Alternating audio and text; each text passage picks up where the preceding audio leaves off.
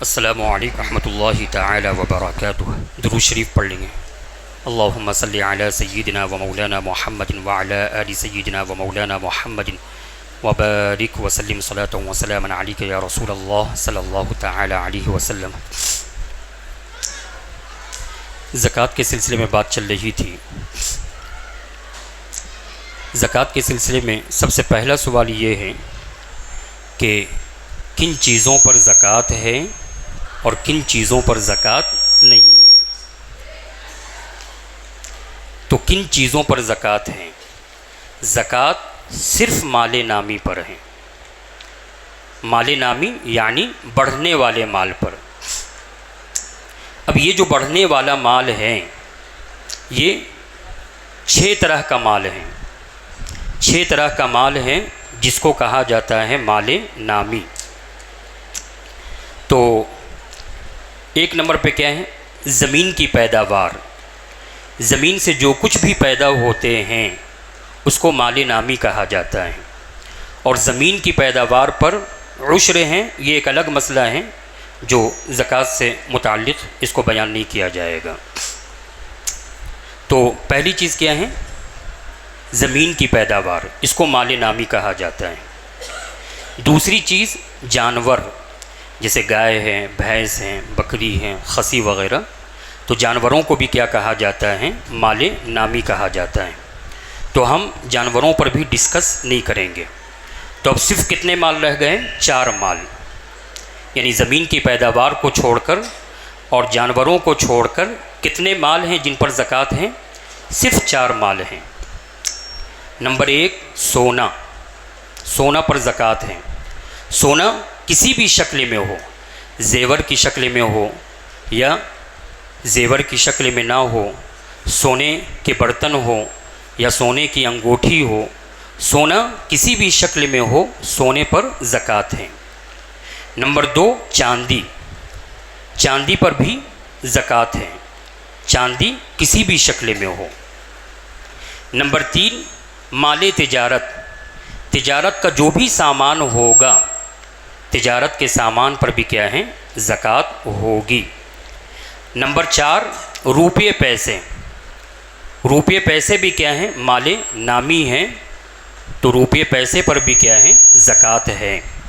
تو 4 مال ایسے ہو گئے جس پر کیا ہے؟ زکوٰۃ ہے۔ نمبر 1 سونا، نمبر 2 چاندی، نمبر 3 تجارت کا سامان، نمبر 4 روپے پیسے۔ اب آپ لوگ یہ بتائیے کہ ایک شخص کے پاس 3 گھر ہیں، ایک گھر میں رہتا ہے اور 2 گھر ایسی پڑا ہوا ہے، تو یہ بتائیے کہ ان دونوں گھروں پر زکوٰۃ ہوگی یا زکوٰۃ نہیں ہوگی؟ ہاں؟ تو وہ جو دونوں گھر ہیں وہ نہ سونا ہے، نہ چاندی ہے، نہ بیچنے کے لیے ہیں اور نہ روپے پیسے ہیں، اس لیے گھروں پر کیا ہے؟ زکوٰۃ نہیں ہے۔ ہاں اگر کسی نے گھر خریدا اور گھر خریدنے کے وقت کس کی نیت تھی؟ تجارت کی نیت تھی کہ یہ گھر ہم اس لیے بیچ رہے ہیں، یہ اس لیے خرید رہے ہیں کہ اس کو بعد میں چل کر کیا ہے؟ بیچ دینا ہے۔ تو اگر کسی نے گھر خریدا ہے بیچنے کی نیت سے، تو اب وہ گھر کیا ہو گیا؟ مال تجارت ہو گیا، اس لیے اب گھر پر بھی زکوٰۃ کیا ہو جائے گی؟ فرض ہو جائے گی۔ اسی طریقے سے اگر کسی نے گھر کرائے پر دیے ہوا ہے تو اب گھر پر زکوٰۃ نہیں ہوگی، بلکہ گھر کا جو کرایہ آ رہا ہے اس کرائے پر زکوٰۃ کیا ہو جائے گی؟ فرض ہو جائے گی۔ اسی طرح ایک شخص کے پاس کئی گاڑیاں ہیں، ایک گاڑی تو وہ یوز کرتا ہے لیکن باقی گاڑیاں ایسے شو میں پڑی ہوئی ہیں، تو یہ بتائیے کہ ان گاڑیوں پر زکوٰۃ ہوگی یا نہیں ہوگی؟ اگر وہ گاڑیاں تجارت کے لیے ہیں، بیچنے کی نیت سے لی گئی تھی، تب تو اس پر کیا ہے؟ زکوٰۃ ہے۔ اور اگر وہ گاڑیاں بیچنے کی نیت سے نہیں لی گئی ہیں تو اس پر کوئی زکوٰۃ نہیں ہوگی۔ اب جیسے مثال کے طور پر مان لیجئے کہ جس وقت آپ نے گھر خریدا تھا اس وقت بیچنے کی نیت نہیں تھی، بلکہ اس وقت آپ کی نیت یہ تھی کہ یہ گھر رکھیں گے، آگے چل کر ہو سکتا ہے کہ یہ گھر کام آ جائے گا، لیکن گھر خریدنے کے بعد جب 1 سال گزر گیا، 2 سال گزر گیا، تو اب آپ کی نیت کیا ہو گئی کہ اس گھر کو کیا کرنا ہے؟ بیچنا ہے۔ تو یہ بتائیے کہ جب آپ کی نیت 1 سال کے بعد یا 2 سال کے بعد یہ ہو گئی کہ اس گھر کو بیچنا ہے، تو اب یہ بتائیے کہ اس گھر پر زکوٰۃ ہوگی یا زکوٰۃ نہیں ہوگی؟ نہیں۔ جب تک اس گھر کو آپ نہیں بیچیں گے اس وقت تک کیا ہے؟ اس گھر پر زکوٰۃ نہیں ہوگی۔ مال تجارت کے لیے ضروری کیا ہے؟ مال تجارت کے لیے ضروری یہ ہے کہ جس وقت آپ خرید رہے ہیں اسی وقت آپ کی نیت کس کی ہو؟ تجارت کی ہو، بزنس کی ہو، بیچنے کی ہو۔ اگر خریدنے کے وقت آپ کی نیت جو ہے تجارت کی نہیں ہے، بیچنے کی نہیں ہے، تو ایسی صورت میں، اور بعد میں چل کر آپ کی نیت بیچنے کی ہو جاتی ہے، تو اس گھر پر اس وقت تک زکوٰۃ نہیں ہوگی جب تک کہ وہ گھر آپ بیچ نہ دیں۔ ٹھیک ہے نا؟ اسی طریقے سے ایک شخص کے پاس دکان ہے، اب دکان میں پنکھا لگا ہوا ہے، بہت ساری لائٹیں لگی ہوئی ہیں، طرح طرح کی مشینیں ہیں، تو یہ بتائیے کہ دکان پر زکوٰۃ ہوگی یا نہیں ہوگی؟ یا دکان میں جو پنکھے وغیرہ، یہ 25-30 پنکھے لگے ہوئے ہیں، یا دکان میں جو ضرورت کا سامان ہے جیسے مشین وغیرہ ہیں، تو یہ بتائیے کہ ان سب چیزوں پر زکوٰۃ ہوگی یا زکوٰۃ نہیں ہوگی؟ تو بہت سمپل سی بات ہے کہ چونکہ 4 چیزوں میں نہیں ہیں، سونا بھی نہیں ہے، چاندی بھی نہیں ہے، روپے پیسے بھی نہیں ہیں، اور مالی تجارت بھی نہیں ہے، اس لیے دکان پر بھی کوئی زکوٰۃ نہیں ہے، اور اسی طرح دکان میں جو مشینیں وغیرہ لگی ہوئی ہیں ان مشینوں پر بھی کوئی زکوٰۃ نہیں ہے۔ تو میرا خیال ہے کہ ایک بات تو آپ لوگ اچھی طرح سمجھ گئے ہوں گے کہ کن چیزوں پر زکوٰۃ ہے اور کن چیزوں پر زکوٰۃ نہیں ہے۔ تو 2 کو چھوڑ کر صرف 4 مال ایسے ہیں جن پر زکوٰۃ ہے، اور باقی کوئی بھی سامان ہو اس پر زکوٰۃ نہیں ہے۔ وہ 4 مال کیا کیا ہو گیا؟ نمبر 1 سونا، نمبر 2 چاندی، نمبر 3 مال تجارت، نمبر 4 روپے پیسے۔ یہ بتائیے ڈائمنڈ پر زکوٰۃ ہے گی کہ نہیں؟ ہاں، ڈائمنڈ پر بھی زکوٰۃ نہیں ہے۔ کیوں نہیں ہے؟ اس لیے کہ 4 میں نہیں ہے۔ لیکن اگر ڈائمنڈ کس کے لیے ہو؟ تجارت کے لیے ہو، بیچنے کی نیت سے لیا گیا ہو، تو پھر ڈائمنڈ میں بھی زکوٰۃ کیا ہو جائے گی؟ فرض ہو جائے گی۔ تو آج تو ایک بات ہم بتا چکے ہیں۔ اب ان 4 مالوں میں زکوٰۃ کب واجب ہوگی، اس کے کیا شرائط ہیں اور اس کی کیا کنڈیشنز ہیں، انشاءاللہ اس کو کل ہم بیان کریں گے۔ بس یہاں پر ایک چیز یاد رکھنی چاہیے کہ انسان جو ہوتے ہیں وہ 4 طرح کے ہوتے ہیں۔ کتنے طرح کے؟ 4 طرح کے۔ اور کس سچویشن میں انسان کے لیے کیا ہے؟ تو ایک انسان وہ ہوتا ہے جو مال نامی کے نصاب کا مالک ہوتا ہے۔ کس کا؟ اب مال نامی آپ لوگ سمجھ رہے ہیں، یعنی بڑھنے والا مال۔ بڑھنے والا مال آپ لوگ سمجھ رہے ہیں نا کیا؟ تو 6 ہم نے بتایا ہے، اور 6 میں سے 4 پر ہم نے ڈسکس کیا ہے۔ تو ایک انسان وہ ہے کہ جو کس کا مالک ہے؟ مال نامی، یعنی بڑھنے والے مال کے نصاب کا کیا ہے؟ مالک ہے۔ دوسرا انسان وہ ہے کہ جو مال غیر نامی کے نصاب کا مالک ہے۔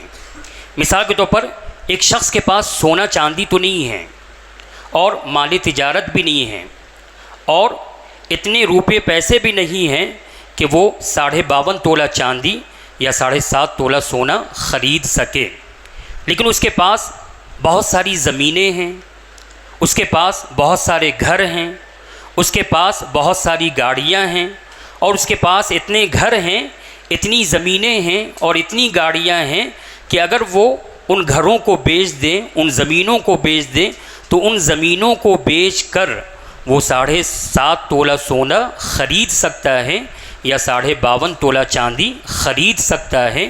تو ایسے شخص کو کیا کہا جاتا ہے کہ ایسا شخص مال غیر نامی کے نصاب کا کیا ہے؟ مالک ہے۔ کس کا؟ ہاں، مال غیر نامی کے نصاب کا کیا ہے؟ مالک ہے۔ ایک مثال دے دیں، جیسے مثال کے طور پر وہ بھائی صاحب ہیں، ہے نا، بطور مثال ان کے پاس سونا بھی نہیں ہے، چاندی بھی نہیں ہے، اور روپے پیسے بھی نہیں ہیں اور تجارت کا مال بھی نہیں ہے، لیکن 3 گھر ہے، تو اب یہ بتائیے کہ یہ پہلی صورت میں آئیں گے یا دوسری صورت میں آئیں گے؟ ہاں، غیر نامی، غیر نامی میں آ جائیں گے، یعنی یہ غیر نامی مال کے نصاب کے کیا ہیں؟ مالک ہیں۔ تو 2 ہو گئے۔ تیسرا آدمی کون ہو سکتا ہے؟ تیسرا آدمی وہ ہو سکتا ہے کہ جس کے پاس اتنا روپیہ پیسہ ہے کہ 24 گھنٹے وہ آرام سے گزار سکتا ہے، بلکہ 24 گھنٹے سے زیادہ جو ہے اس کا گزر بسر چل سکتا ہے۔ یہ تیسرا ہو گیا۔ چوتھا کون ہے؟ چوتھا وہ شخص ہے کہ جس کے پاس اتنا بھی پیسہ نہیں ہے، اتنا بھی روپیہ پیسہ نہیں ہے کہ 24 گھنٹے کیا ہے گزر بسر کر سکے۔ اگر دن میں کھائے گا تو رات میں بھوکا رہ جائے گا، اگر رات میں کھائے گا تو دن میں کیا ہے؟ بھوکا رہ جائے گا۔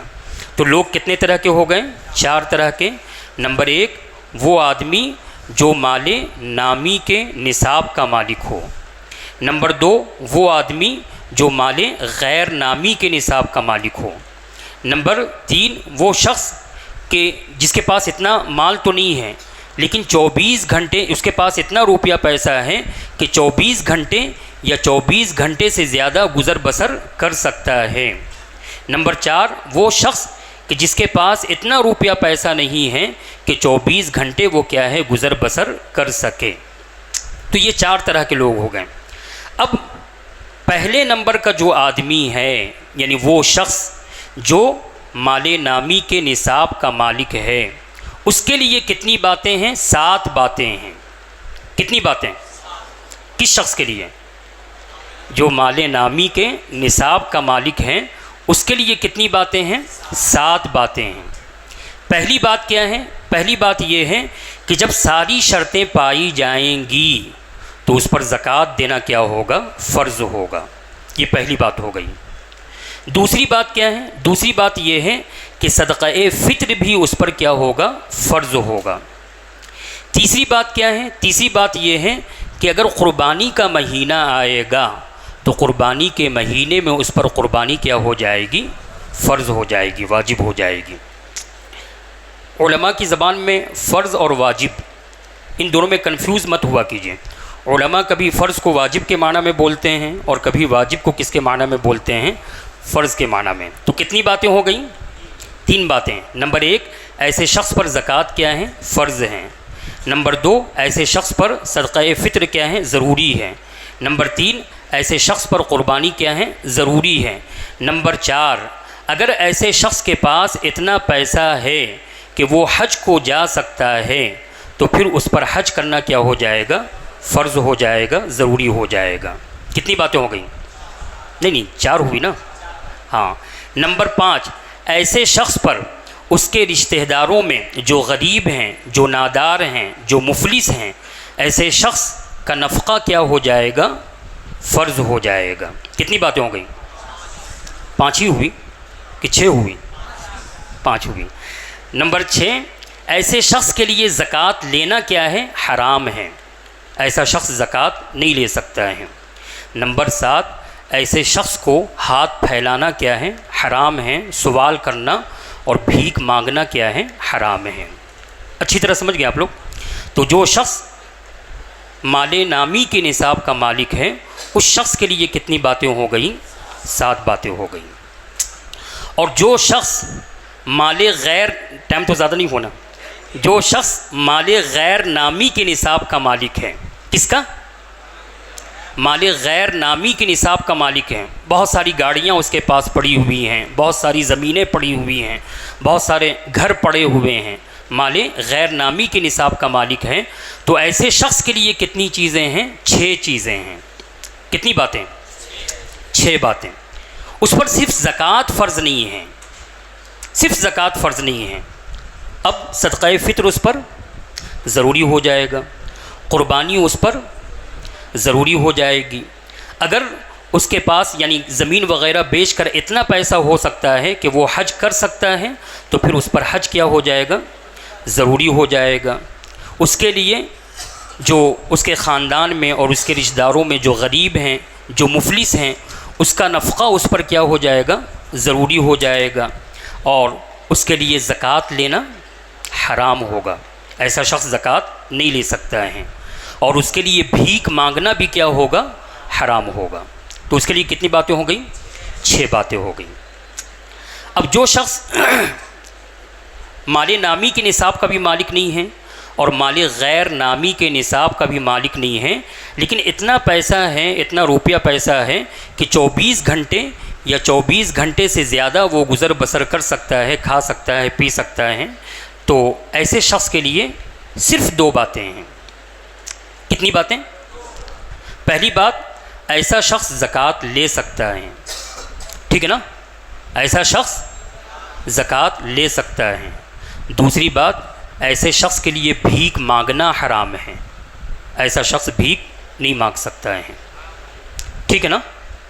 اب چوتھا نمبر کون ہے کہ جس کے پاس اتنا بھی پیسہ نہیں ہے، اتنا بھی روپیہ پیسہ نہیں ہے کہ وہ 24 گھنٹے کا گزر بسر کر سکے، تو ایسے شخص کے لیے بھی کتنی باتیں ہیں؟